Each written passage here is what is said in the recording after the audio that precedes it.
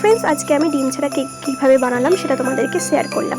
প্রথমে নিয়েছি baking powder, তারপর নিয়েছি 1.5 কাপ মতো ময়দা, সাথে জলে গুলে নিয়েছি গুঁড়ো দুধকে, আর 1 কাপ মতো চিনিকে ভালো করে পেস্ট করে নিয়েছি।